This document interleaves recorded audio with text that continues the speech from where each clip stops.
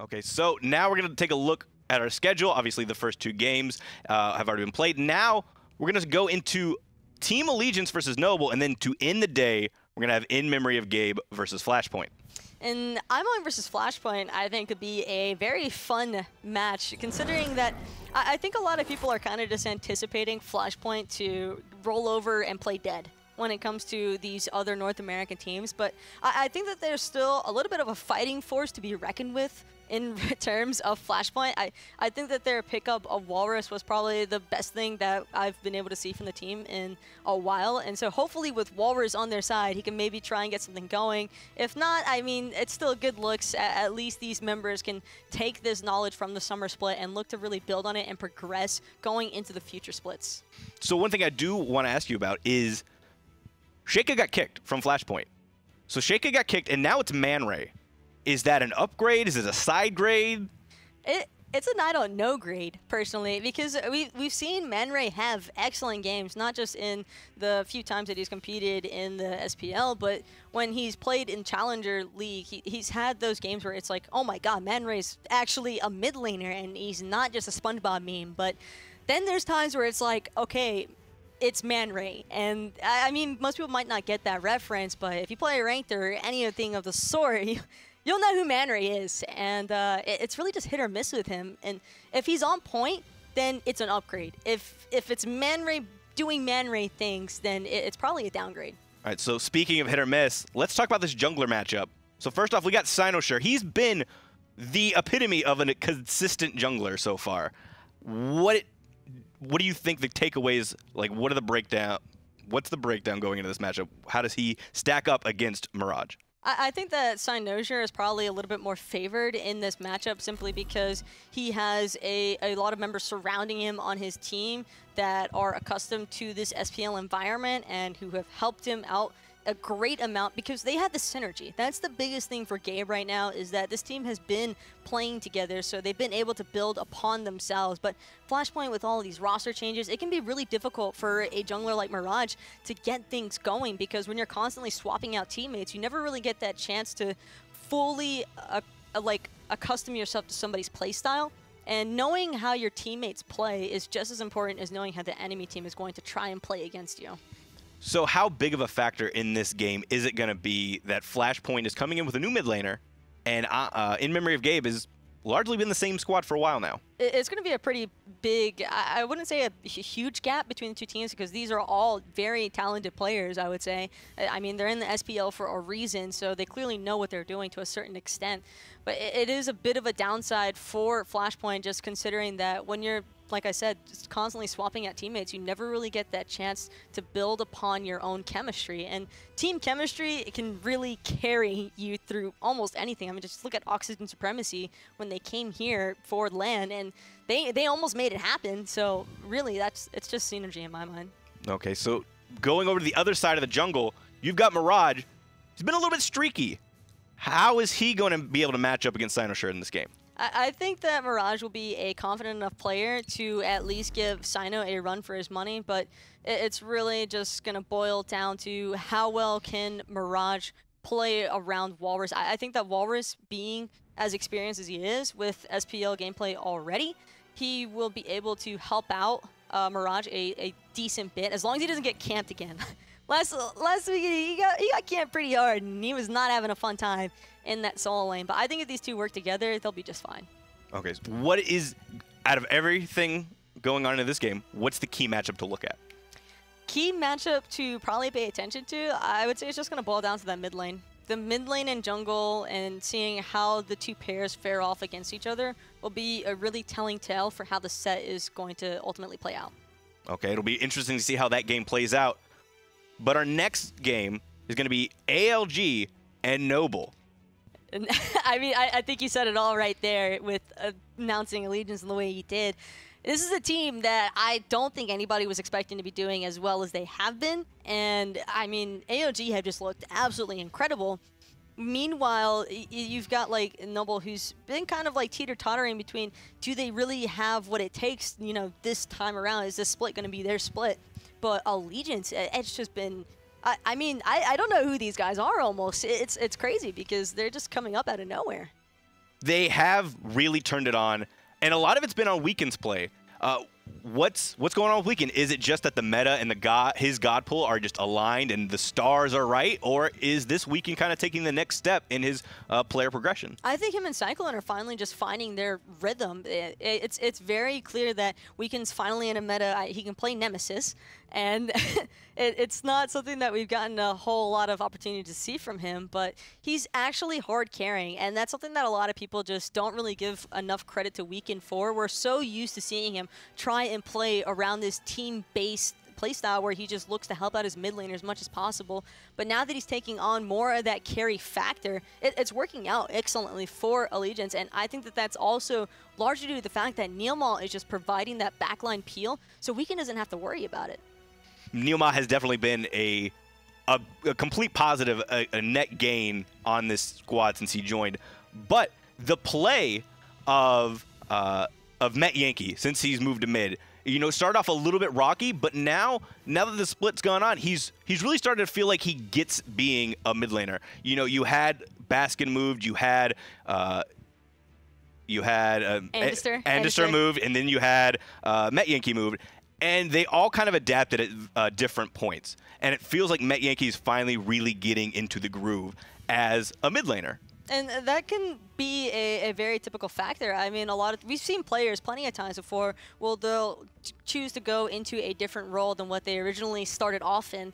And so sometimes it just takes time. You just need a little bit longer to learn the meta, learn the positioning, learn the rotations. And once you start getting that going, then you're just looking solid. And that's really what it's been about for Metyankey. He's always been a very talented player, whether he was playing solo lane, ADC, and now mid. And it's just been a lot of fun watching him also progress throughout these past couple of splits. Now, on the flip side of that, we've had Noble, who looked fairly strong in our spring split. You know, they were finding splits with teams. They had their moments where they looked like the comeback kids. How are they looking now going into the summer split? And that's the thing about Noble, though, is that, like, they've always been a roster that's got the talent. Like, the talent is there. They have a very strong hunter. I still hold Wowy to very high regards. I think that he's one of the best hunters in the NASPL right now.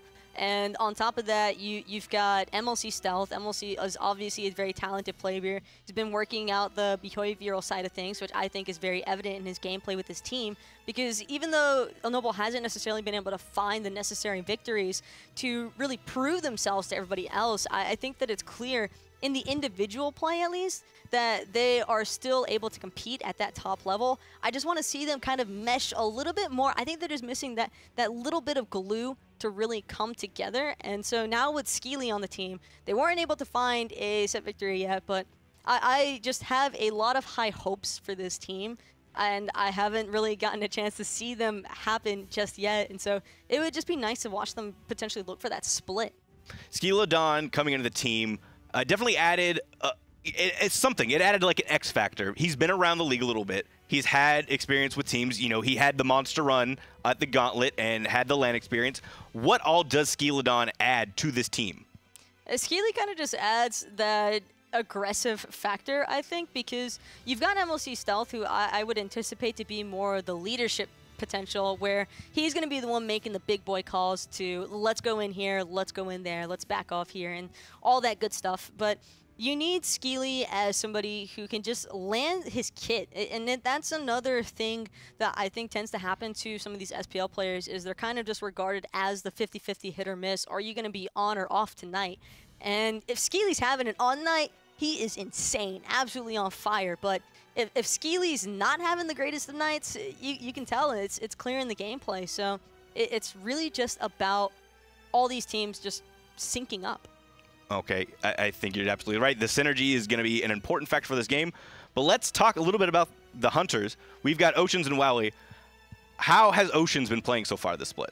Oceans has been playing nuts, but Oceans always plays kind of nuts if you think about it. He's just an incredible hunter player, and he's kind of always just been there on the back burner. I think that when he initially came into the SPL, people were like, oh my god, this guy's absolutely incredible on the hunter play. But then things kind of calmed down because ALG just sort of started to fall off as far as high regard, and Oceans hasn't really had that chance to just superstar it like he was during his rookie year.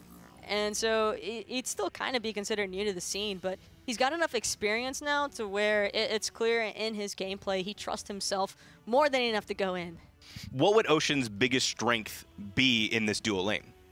His biggest strength is probably just going to be how well he pairs off with NeiruMah. I think that Oceans is one of the few players who can actually just get along with pretty much any support, and that's a really critical point to look at, because when you're constantly swapping out support players like he's had to experience, it's hard to still make yourself look good, but he's found a way to do it, and I just think that's because he's so versatile.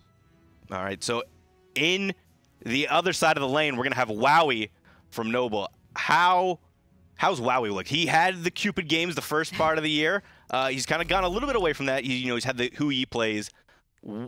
What's Wowy looking like? Like I said, Wowy is kind of just, he's nuts. I feel like I say that a lot about a lot of different players, but I feel like Wowy's got to be one of the most underrated hunters right now in North America, because his Hui gameplay it's crazy. He's so good and confident. He knows the ricochets incredibly well. And I mean, even though some people would probably say, oh, that's RNGesus coming through nice and bright for him, I still think that he actually is one of the few people that practice the map to learn where those bounces are at, or at least practice the god enough to where he can proficiently play it at any point.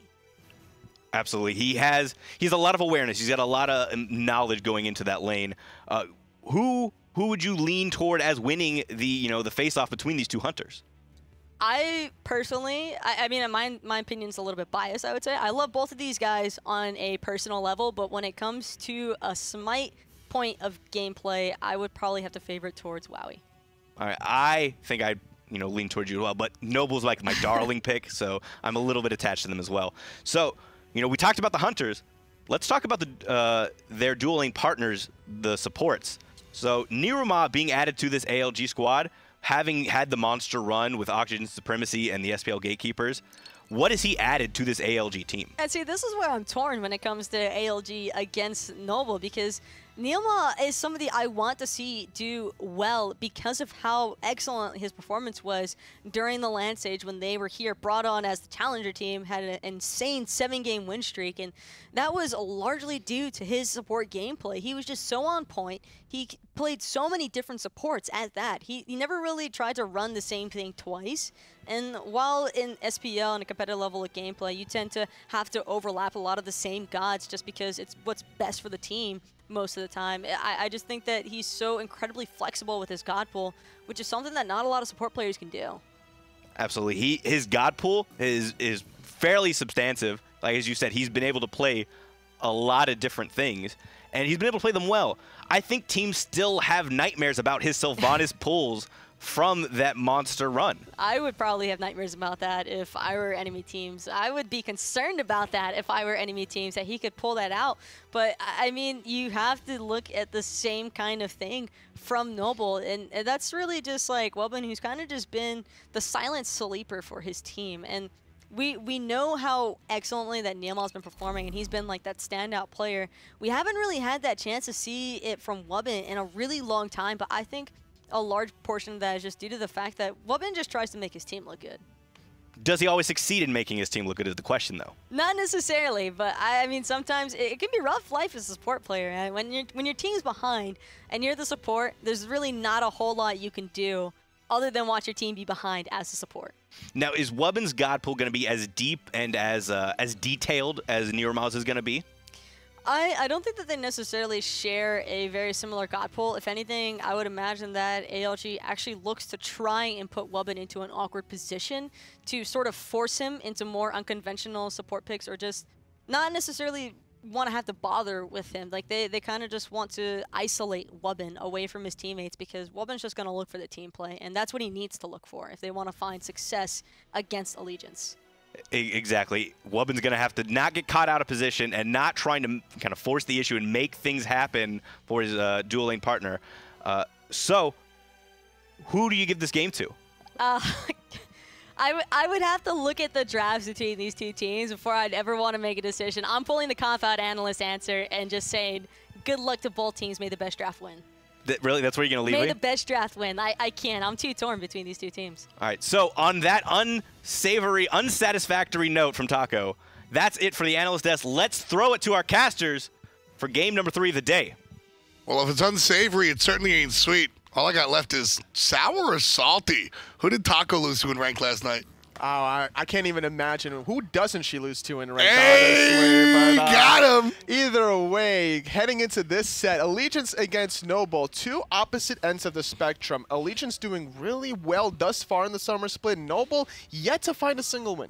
Yeah, some of the changes that Noble have made, I think that they were talking about are really, really strong. But at the end of the day, I said it earlier when I was on the desk, I think ALG, I think this team is coming, Tolly. I think it's going to be hard to stop this train. The way Weekend's been performing thus far with his assistance towards CycloneSpin in that solo lane, it's looking very solid for Allegiance thus far, but you know, there's still a couple more weeks of action here. Can Allegiance keep this momentum rolling?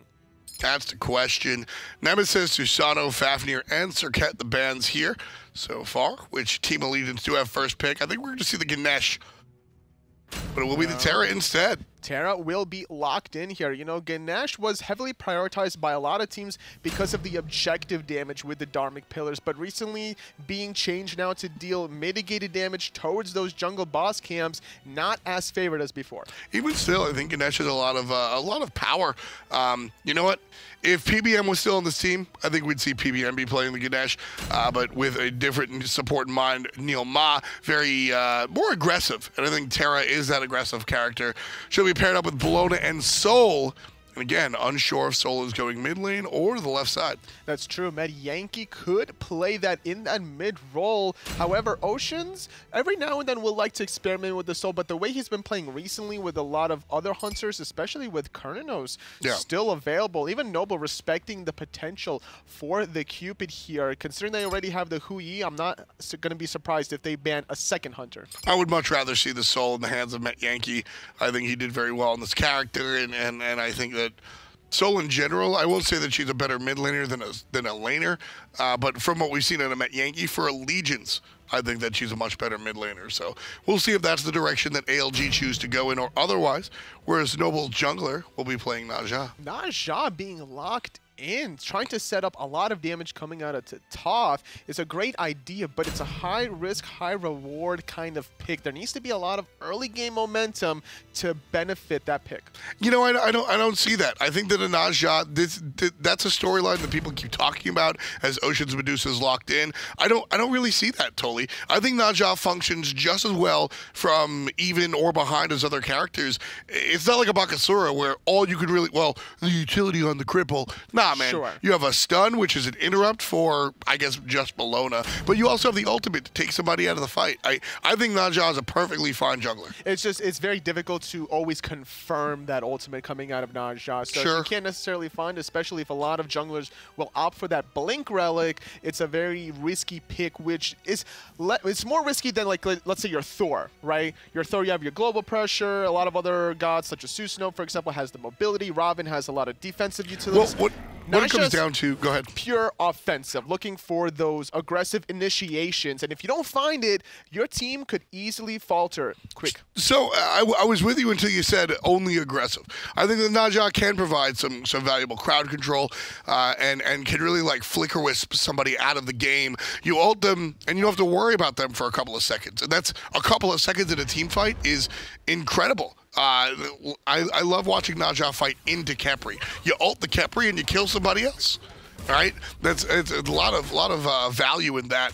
Really what it comes down to is the argument is made. Wow. Stell taking a lot of damage, forced to go into Aegis at level 1, respecting the damage here between the Soul Ravana combination. And this is what Allegiance really likes to do, where they leave Oceans behind, trying to get his own red buff, which he gets, sacrificing a wave under the tower. Meanwhile, they invade on the opposite end. However, preparing for this, Skeeledon making that early speed buff invade of his own. Yeah, he's going to go for the blue buff as well. And let's wrap up this conversation on Naja and say, I don't think that if a Naja falls behind, I don't think he's in more trouble than a different jungler.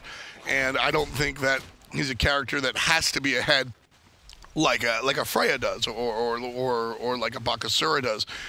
He is harder to pilot, however. Aquarius under the tower will get away. And so if you miss those shots, then you're in a big trouble. Oof, that Purification Beads came in clutch for Skeeledon. Nice root from Wubbn on the backhand side. CycloneSpin doing so much damage to Aquarius, almost finding that first blood, even taking 2 tower shots just to get this Osiris very low, but the blue buff invade answered back by Allegiance. Great following from Metyankey. As a mid laner, you always want to be holding your jungler's hand. Yeah, and that right there, that was very important, that the players were able to find the stuff after the stuff. These early game pushes frequently go without anything extra because you've already stripped the jungle. So Metyankey making that important notation to make the rotation over to the right side, like you said. Wubbn stopping the Fire Giant Elemental earlier on, still assisting CycloneSpin. This is something that he's starting to do in the summer split here, catering towards his old solo laner, dating way back towards the AFK days. Not an interest, it's kind of different now comparatively to how he used to play all these utility style junglers during his days in Envious, how he goes for the Odin or a Guardian kind of, but now sticking to his guns with what works, cater around CycloneSpin. Well, when it comes down to it, I think that Ravana is still this utility character, that ultimate doing so much work, but you know, when we think about it, the Ravana is the character that sort of has to be ahead. Now, the ultimate is fantastic utility in and of itself. What is it, 25% damage? It's fantastic damage reduction or output reduction, and that does a really good job. But Wubbn's job here in the jungle is to basically be a solo Ravana. To be that bait and the backline penetrator alongside CycloneSpin, trying to disrupt the damage coming out of Wowy, and stealth is the goal from these Allegiance frontliners. And whenever you have these double warriors, whether you're looking at Bellona and Ravana or otherwise, this is what your goal and mindset needs to be once you start the game. And you know, so the conversation might be that Najah can't play from behind, but I think the Ravana is really the character on the board that has to have that lead. If you fall behind on this Ravana, if your early minutes don't go well, you're going to root people. You bait out a decent amount of cooldowns with your overhead kick once that gets maxed out. Okay, that's true. That's real. That's real. I'll give you that. Get the immunity frames. Keep this in mind. The ring bounce is huge, and so is the ultimate. This is going to be first blood. Skeeledon lands. Skeeledon has NeiruMah in his hands. First blood going the way to Noble. Just no defensive relics here. NeiruMah going for the Sunder here, still getting taken advantage of. And this is a great play from Skeeledon because not only does he get off the ultimate, but before he did so, getting off the ring bounces alongside reducing the physical protection here, just amplifying the damage of that ultimate. I like Sunder. I think Sunder is still good. I don't think that there's room for it in some support characters, Khepri being one of them. Khepri and Bacchus get beat up, and Bacchus was one of the first Guardians that said, you know what, maybe it's okay for me to buy beads. And we saw Khepri, remember when Khepri first came out and Eager just beat him up? Yeah. Right? You had to buy those defensive relics. That's how you beat Khepri. You beat up Khepri. And buying the Sunder level 1, Toli, what's your take? As an aggressive support player, though, from NeiruMah, that's something that he's been known to do. Wubbn taking a lot of damage, going into the Mystic Rush, gaining a lot of damage mitigation. Eagles rally, though. Ring bounces, not enough. CycloneSpin finds Skeeledon with the hammer. Whack a jungler. And that one's going to go to Allegiance, inching closer to the 500 gold bounty that Noble earned with their first blood, so teams separated by about 150 gold. Wubbn also getting himself in a nice position there as he baited a decent amount of cooldowns there. This is the strategy that Wubbn and CycloneSpin do. One of them takes the damage, absorbs the cooldown, while the other person goes in, follows up, and cleans everybody up. CycloneSpin, as he uses that bludgeon here, he gets an increased amount of damage once he comes slamming down on the secondary hammer part, and this is why that he found such an easy kill onto Skeeledon. 40% damage reduction on that Mystic Rush from Wubbn. So very important play right there. Wubbn was able to jump over the top, save himself and his teammates, and then CycloneSpin just does the dirty work. So the Ravana, for a lot of what he wants to do, has to kind of be up close and personal and not fall behind. The Prana Onslaught, just the Ravana hands all day. You really have to be able to stay relevant. But if you do fall behind, you do have some tools to lean back on. The overhead kick, like you mentioned, then a root, sure. Nobody's going to say no to a root, but that ultimate's a really big deal. 40% damage reduction.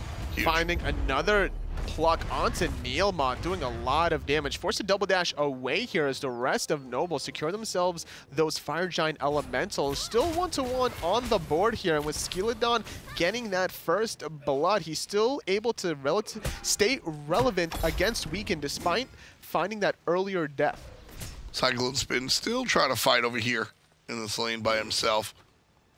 I wouldn't be surprised if Allegiance, they pick up a Sprint as their second relic, or even some Wing Blades. Look at that, jumping in his weekend, but he gets taken to the sky. Luckily, does have that buff. He's getting hit for 40. Metyankey meets Weekend at the bottom and takes down Skeeledon. And that's the bad side of the Najah.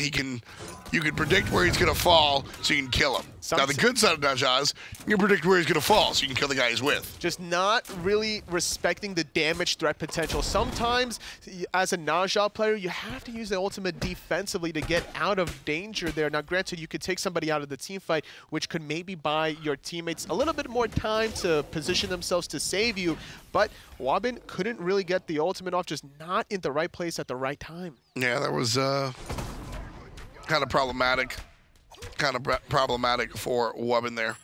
And the thing is, when you come landing from the Najah ultimate, you bounce back, and during that bounce back, you're also getting some immunity frames. So not only do you not take some damage for a small portion, you become untargetable by your allies. So it makes it more difficult than it needs to be for Wubbn to get off that Scarab's Blessing. Yeah, and it's you got to communicate where you ulted from, because you bounce back to your original ult spot. So if you sash in, you're bouncing back an inch. If you ult in, you're bouncing back a long ways. Gold Fury, not even really contested here. That one goes the way of Noble, nice and easy.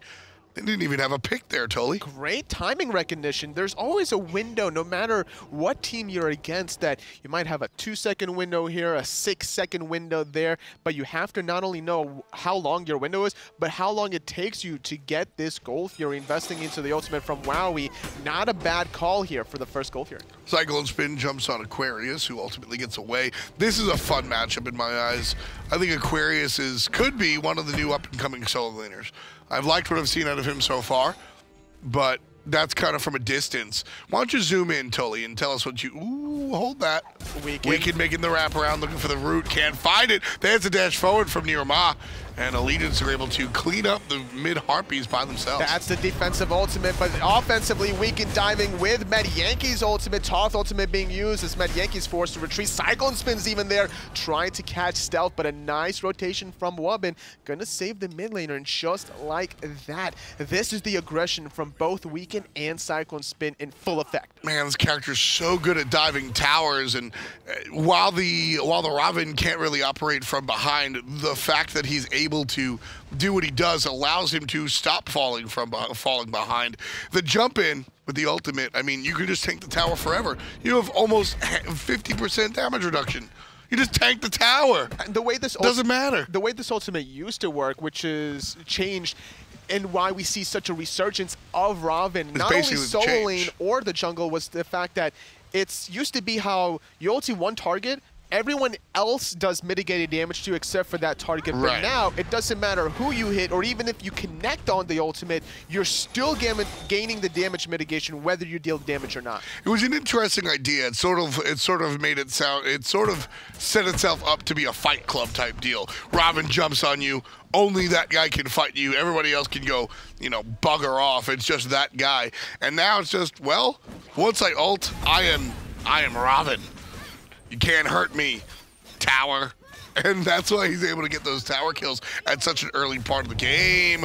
Weekend has to run away at this point, and he'll get cleansed of the root, but the rest of the team fight still happening on the right side. Nice walls coming out from NeiruMah, but he'll get caught up by the Skeeledon. Nice ultimate from Skeeledon from a distance, along with Stealth's final judgment. That's the good side. CycloneSpin has the Eagles rally, uses it defensively, one clean pick, but Aquarius, he's not done yet. The slow is coming into full effect. Nice stun from Stealth. Second, could be a dive here. Yeah, it will be a dive. One more shot will do it, but no commitment. Aquarius had the life bar. Why?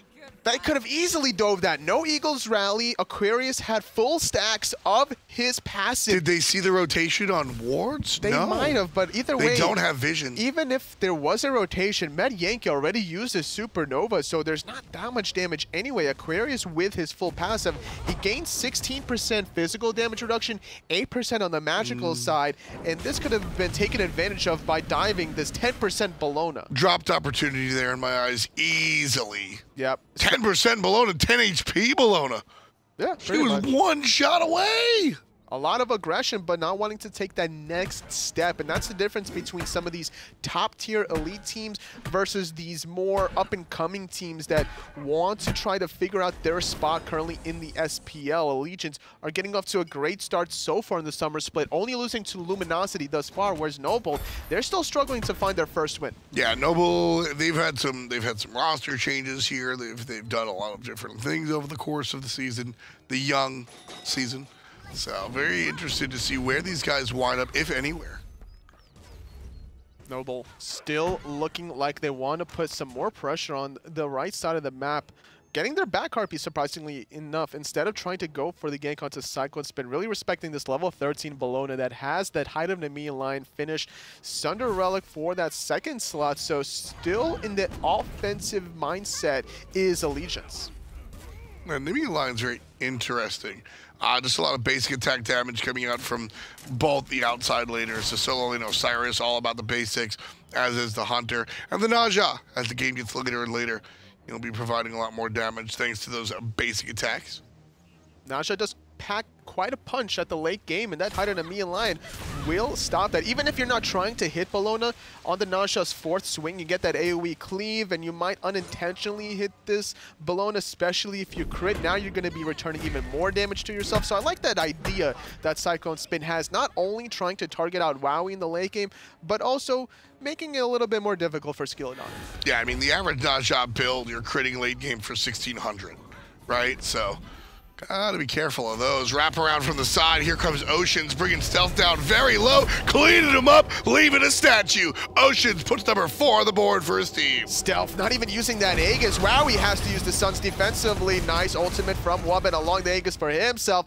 Trying to retreat under that tier 2 tower. And the timing of this pressure from Allegiance might be rewarded here as that Golfier has respawned. Yeah, and with Allegiance down basically just 500 gold, this Gold Fury should turn things around for them, Anatoly. Meanwhile, underneath the tower, Wubbn, that's what we call getting power zoned. Yeah. He's getting beat up. No potential for a steal here out of Noble. CycloneSpin made sure of it with Aquarius on the right side, split pushing. Not a bad idea considering he has the teleport available. He could have looked to make that rotation, but hindsight is 20/20. If he makes the rotation, doesn't steal the Golfier or make an impact. Now, not only are they behind, but there was no response on the right-hand side, so at least committing to it. Sure. At the end of the day, the play for Allegiance certainly a good one. A 14.5. It's 4-2 right now. ALG leading this game by about 500, 600 gold. So, tie game. Things are going to get very interesting here if Allegiance keep grouping up in these team fights, because CycloneSpin has just finished off his Hide of the Urchin, an item that starts off relatively on the weaker side of things, getting 35 magical and physical protections, but once you finish off all 10 stacks from either a kill or an assist, you get 3 protections per stack, up to 10 stacks, and that's 65 protections on that item with 250 health. That's one of the most defensive, cost-efficient items in the game. Cost-efficient with a big maybe on it, however. Yeah. We've seen some games with tons of kills. We've seen some games end with 6. So he's buying this item hoping that the team fights continue. Wubbn looking like he wants to start putting some wards around this portal demon, and this is a very easy objective to take around here. Even gonna start it up here in front of CycloneSpin's face. Oh, okay, there was a ward right under him, so he had to pull the portal demon just to secure the ward. This was a strategy being used by a lot of other teams as well back in the day, when you could place a ward at the fire giant feet, being indestructible. Yeah. Unless you had AoE cleave in hands. Gold Fury, you could tank it off of it, and so that was recently, well, not recently, but that was changed once upon a time. And now the real pull. NeiruMah going for a Portal Demon, but it looks like Weekend wants to jump on somebody. It seems like this is a bait tactic from ALG. What you want to do here as a hunter or a mid-mage such as Soul is you throw out your in-hands to get the particle effects, so that way your opposition sees like, okay, we don't really see the health out of this objective, but we see there's things being thrown at it, so they're there. Portal Demon still being danced around here. And not only that, by in-handing the Portal Demon as a Soul player, you're getting your heat further and further ahead, trying to get more attack speed, more magical power, so not a bad call for Metyankey. Yeah, Metyankey trying so desperately to keep that passive up, really wants to be able to just come into the fight with the damage, waiting around the corner, Skeeledon bringing Metyankey down low, Thoth following up, but the Aegis is too strong. The damage is there, but not enough to confirm the kill. Stealth forced to dash on backwards as Weekend creates havoc. Nice Suns coming out of Wowy to zone the rest of the team fight. Aquarius is going to get rooted in place. No Lord of the Afterlife for him, but a nice revive from Wubbn. And that's going to be a great look for the support player on Noble. Great Khepri play. With the ultimate down, Allegiance can do that all over again, except they don't have the same tools as before. Sustained from NeiruMah on that monolith. The pluck from Wubbn, barely off the mark. Ring bounces. Weekend taking a lot of damage. The sash is good. Skeeledon finds one. Ocean responding onto Wubbn. 1 for 1 so far, but jungler for support favors Noble every time. And Allegiance cannot be happy about how this one turned out. Looking for the Portal Demon. NeiruMah just got bited. Why is Allegiance contesting this? They're just so low. Eagles rally from CycloneSpin, finding Skeeledon at least 2 for 2 yet again, but objective going in the way of Noble. 750 gold in their pocket. And with that, Metyankey, don't stand there. With that, Allegiance starting to look a little bit better. Making sure to make Noble pay for their Portal Demon. I was confused at first because Ocean's dashed in aggressively there, but he baited just a little bit to allow CycloneSpin to come over the top with that Eagles rally, finding Skeeledon. That was really the play there, and you know, sometimes you mentioned it early. Weekend's got to play for that solo lane, and that's what he's doing. CycloneSpin getting the better end of it, and by finding these kills, we talked about earlier, you need to stack up that Hide of the Urchin to allow your soul laner to get more resilient in these team fights. There's a spot when you land down that the target cannot, from the Najal, that the target gets knocked up a second, you can't Aegis. The ultimate out of Thoth was half a second too late, and Metyankey gets his Aegis off. If Metyankey dies there, do we see a different team fight? I believe so. That Soul just stayed in the team fight for so long, using her own first ability, Steroid Amplifier, to get the health return and utilizing NeiruMah's Monolith sustain. So we saw Soul just be very healthy despite taking all that damage from the double ultimates from Skeeledon and Stealth. Right here, going into the enemy jungle, their own jungle.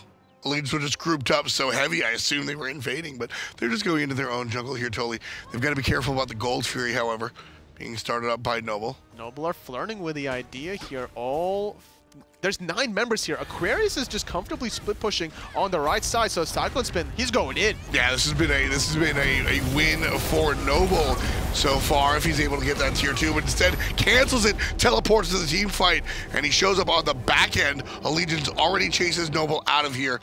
Man, I would have liked to see Aquarius stay around. He wants to try to engage here. A lot of ultimates being used from Noble. 4 to be exact. Gold Fury is almost down and going on in. It's going to be Allegiance getting the Gold Fury for themselves. Nothing to respond by Noble. Without that Thoth ultimate, very difficult to try to snatch away that one. Yeah, you got to have that available. And as I said, man, I kind of wish that Aquarius had just stayed in that lane. The way he did the first time, right? He got the tier 1 tower. Second time around, potentially could have looked for that tier 2 tower. Teleport was not available for CycloneSpin. Would have definitely been guaranteed. It's very unfortunate for Noble that they had to use older ultimates defensively yet again. Allegiance, they were just grouped up in the right funnel to make sure that every member from Noble that was coming at them would get hit by just all the AoEs. Right, a lot of the spread attacks, yeah, for sure. But either way, not going to be the case. 6-4 as we pass our 20th minute.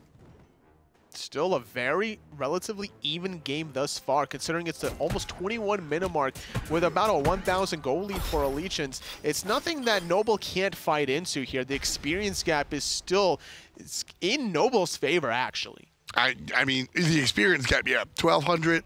Not much, but it's in, despite not having the goal lead, the experience lead is in their favor, so they could still take these team fights very easily. You're looking at the player damage charts here. We're seeing both Skeeledon and Aquarius cross into that 5-digit marker here. Everyone on the side of Noble just doing work in these team fights. Yeah, that's really the key there, is that it's been the unit.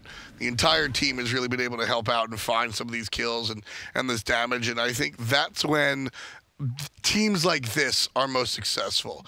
You have your units, and allegiance varies depending on the day. Sometimes it's the CycloneSpin show, sometimes it's the Ocean show. Just 2 weeks ago or last week, it was the Weekend show.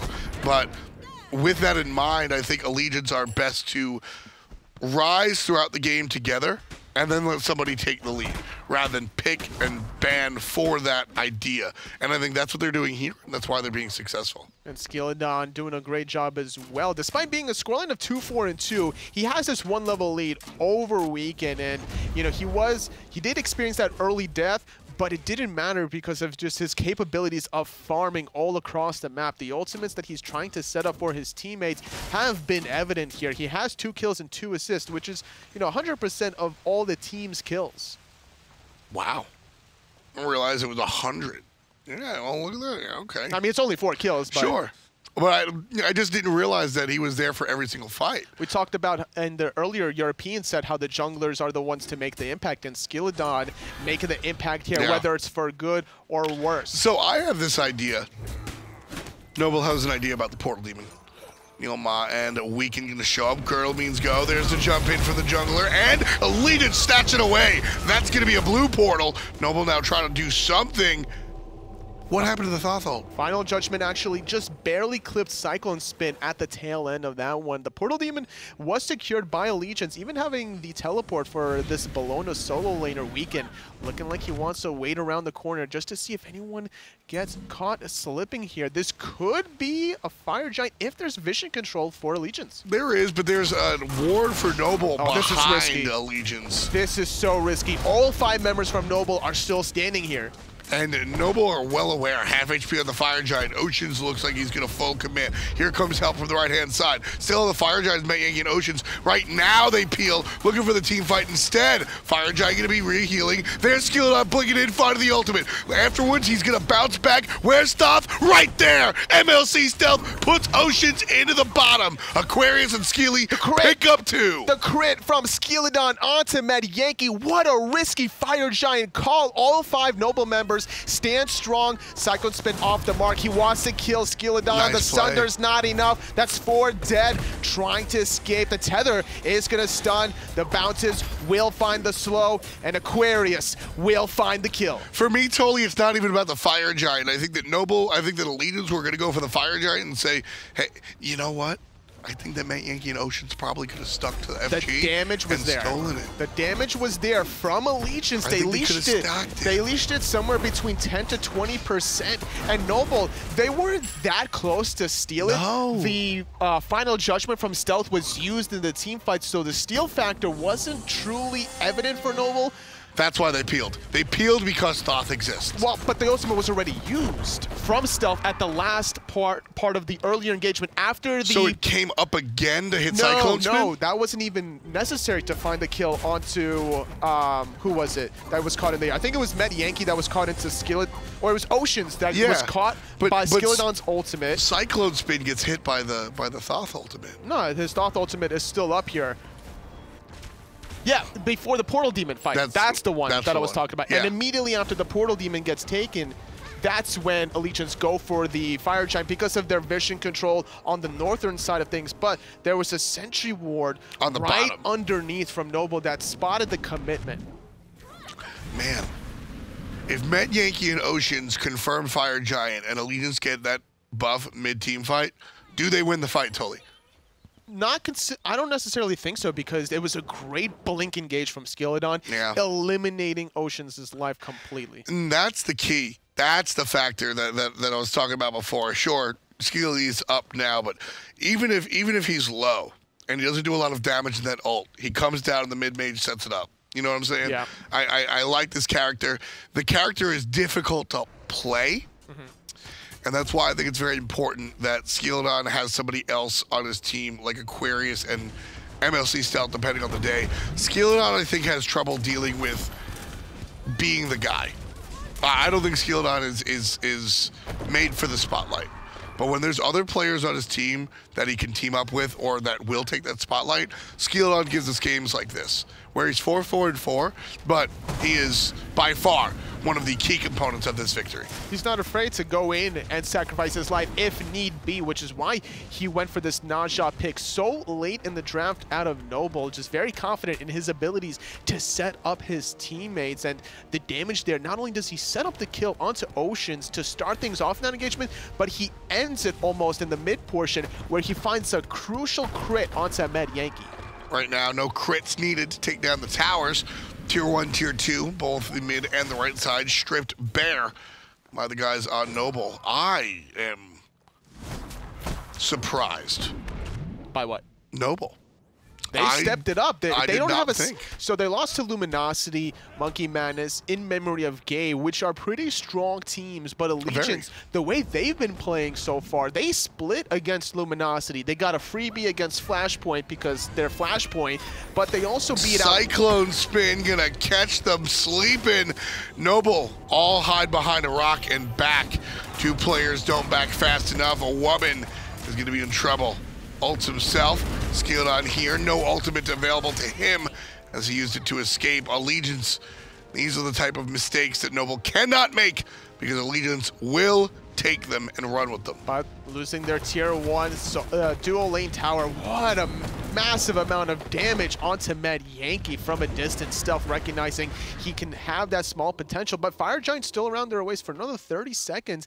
They were thinking about potentially chasing that down, considering there were 3 ultimates used from Allegiance to secure the kill onto Wubbn.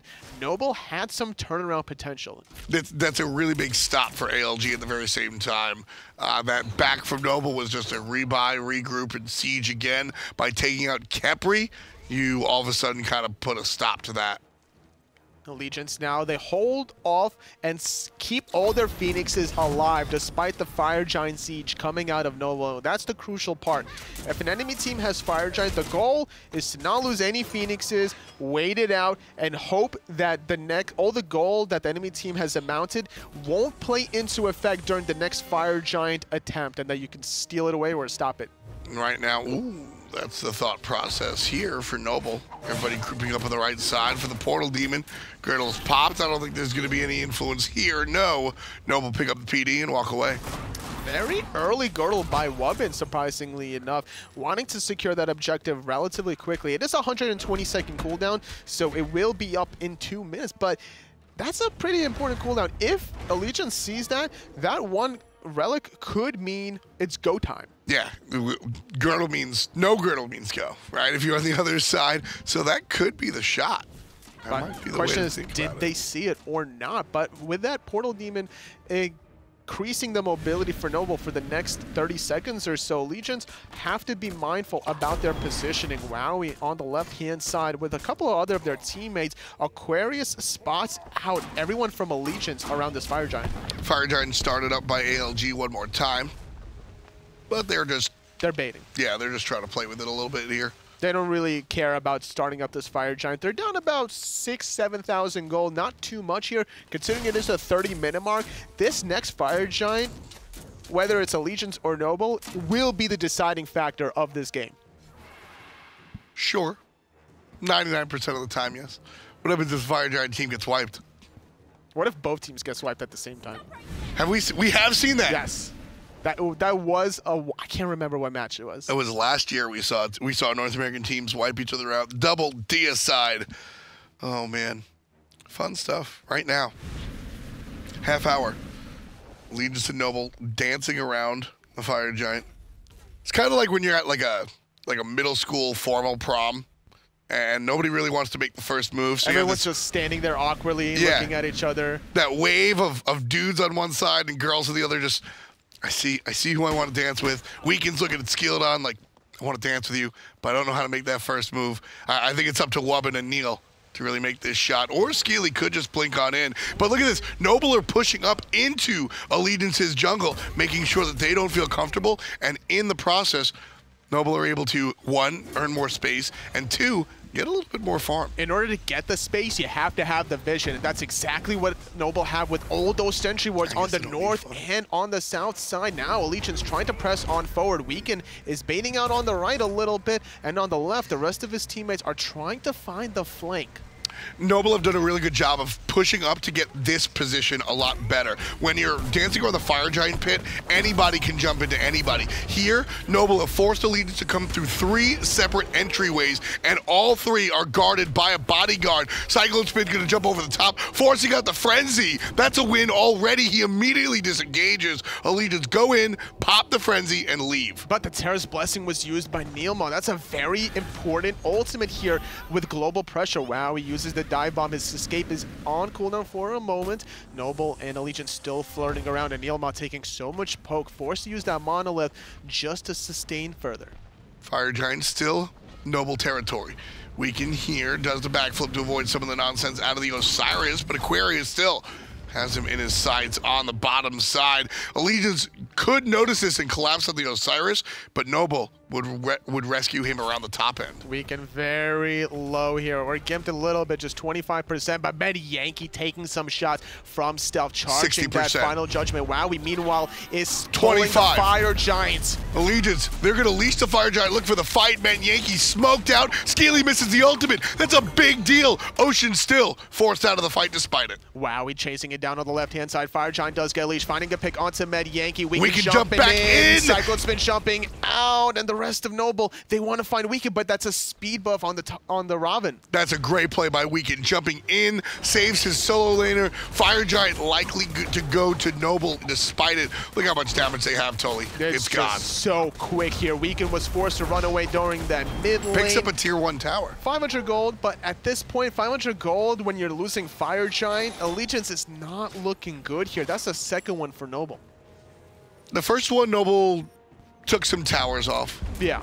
We didn't see them really Fire Giant. But now with 5, 6 items complete on some members from Noble, with Fire Giant this time around, this is more impactful getting this buff to be able to just melt the last remaining tier 2 tower in the beginning of these Phoenixes. So this is where we get to see them really Fire Giant. Yeah, like one shot from stealth here on the final judgment is all it's going to take. That's what happened onto Metyankey. We didn't see it on screen, but the final judgment just destroying the life of this soul. Look at those hits. Big deals. So Wowy and his team pick up the gold Fury. That's going to give Noble about a 10,000 gold lead. Just shy of it at 9K and 33.51 on the clock. Noble certainly poised and equipped to take this win. The only tower left on board will be the tier 2, and this will likely fall down in the matter of minutes. And Noble didn't necessarily need to go for the gold Fury there. It was just more of an attempt to make sure that if their next siege doesn't go the way that they want to, that they have that extra gold in hand, in their pockets, and also to prevent Allegiance from being able to come back and get that gold Fury. That's what it is for me. It's the denial, right? Allegiance can fight into a team up 9K with a Fire Giant. I have faith in ALG. I think they're a great team, and I think they can win this team fight if everything goes their way. If they do, well, what do they get? FG's down, Gold Fury's down. That's why I like that play on the Gold Fury. Left-hand side, Noble thinking about sieging. Meanwhile, in the mid lane, Aquarius just doing Osiris things, zoning out a couple of members, CycloneSpin and Wubbn in particular, trying to find the right angle to get in there. Will it be the right angle? We'll see. It's the obtuse one. Thank you. I was waiting to see. I was waiting to see if you'd follow me in my math joke. Jumping forward is going to be a CycloneSpin, who certainly has some sort of angle on Noble. The flank is strong. Skeely goes to the sky to save his own life when he falls down, saved by the Khepri. Wonderful play. MLC wipes out Wubbn. Not able to find the kill onto the jungler, but Wubbn will fall as well. NeiruMah gets pulled back into the thick of things. That's 3 dead on the side of Allegiance. And Noble, they're on the path to go to getting their first victory here. Aquarius jumps forward, number 4 for the Broken God, and with only CycloneSpin to defend, does look like what you said is true, doubling Allegiance's kills at 14. Noble wind up with their first victory of the summer split. And Allegiance here, we were talking about it before, but that the first Fire Giant call that they had was so risky. There was all 5 members from Noble still alive in that encounter. Yeah, I didn't even mind the Fire Giant call. The fight, honestly, wasn't the greatest. It was, man, I kind of would have to go watch that one back totally. I don't know where things went wrong. They just didn't commit to the Fire Giant, I feel like. They got it down to like about 10 to 20% health. They could have killed it. Leashed it, and then 5 seconds later, great ultimate from Skeeledon to take Oceans in the sky. Without the Hunter from Allegiance, everything started to go south for Allegiance in that team fight. Yeah, very, very, very interesting game from ALG. Let's head to